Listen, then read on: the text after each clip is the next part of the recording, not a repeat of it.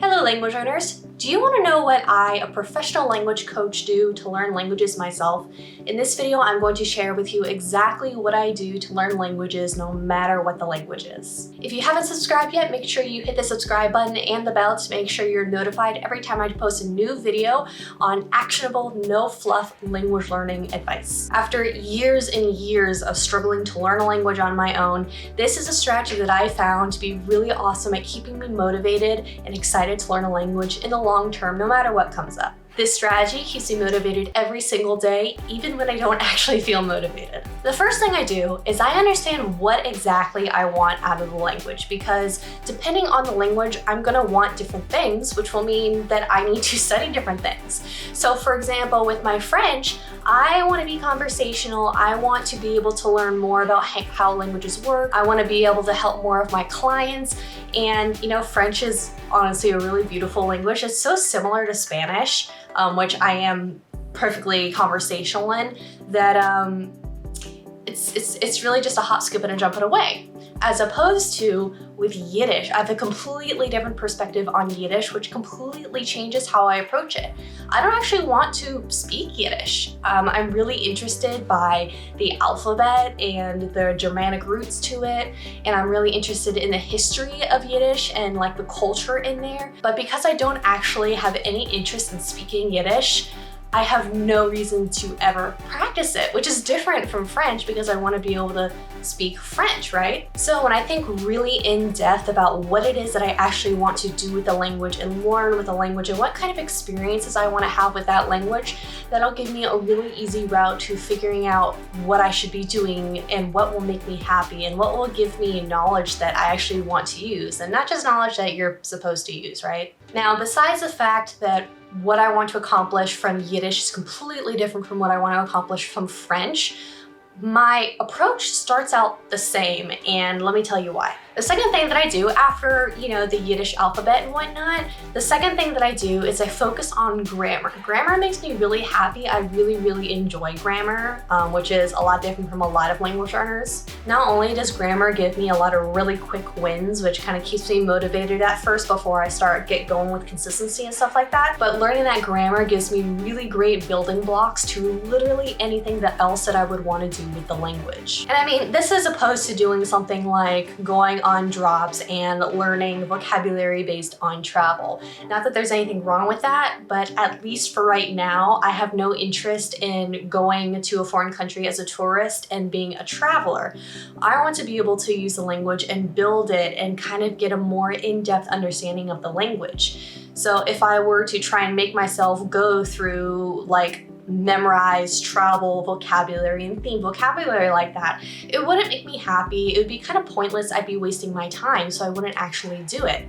Instead of feeling bad about not wanting to do the things that don't actually apply to what I want out of my language learning, I focus instead on what I do want to do with it and learn the information that's necessary in order to accomplish those goals. So, since I really enjoy grammar and I really enjoy figuring out how the language works and how to make it and all those kinds of things, while I really love that, it also kind of seems like a really great springboard to more intermediate and advanced concepts when I get to them. I feel like a little jolt of motivation and excitement when I get to more advanced concepts that, if I see a sentence when I'm learning an intermediate concept and I see the beginner concepts in there that used to be really difficult for me, but now are like that, they don't bother me, I got a hang of it, that excites me a lot.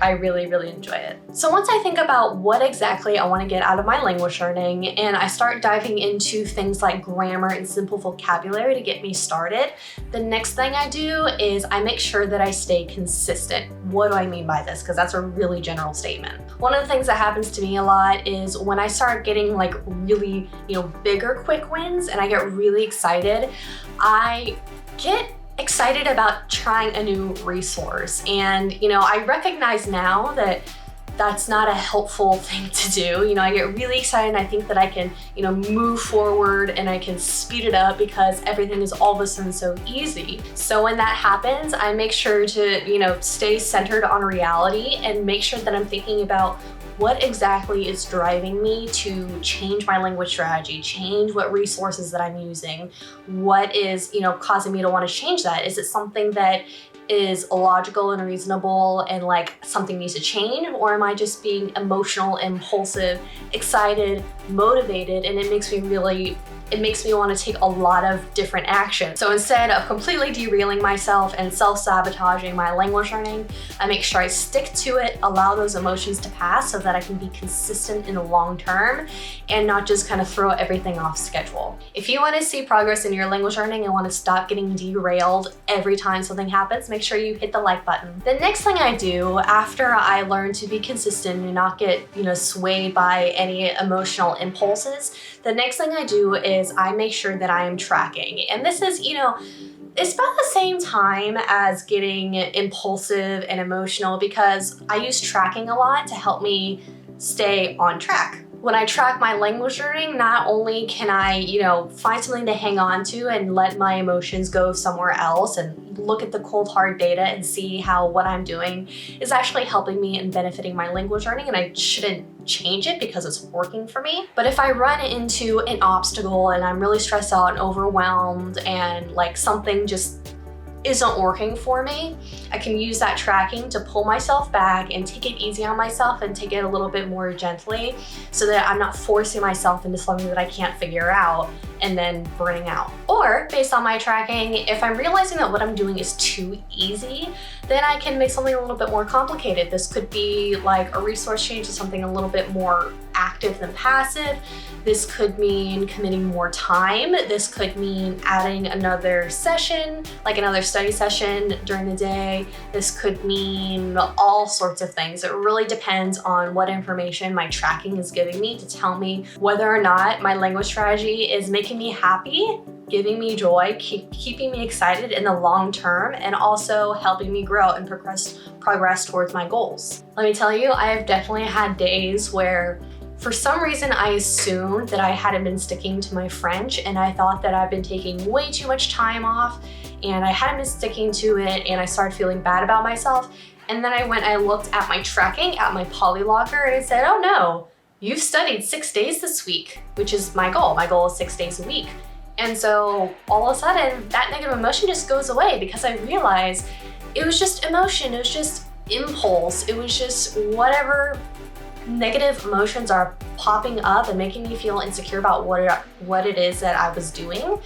I can just ignore it and move on because the data doesn't lie. And then finally, once I have the strategy figured out and I'm keeping myself consistent and I'm letting any kind of useless emotions just kind of fall away and I'm sticking to it and I'm making progress, the last thing I do is I always make sure that I'm keeping myself open to new experiences with the language.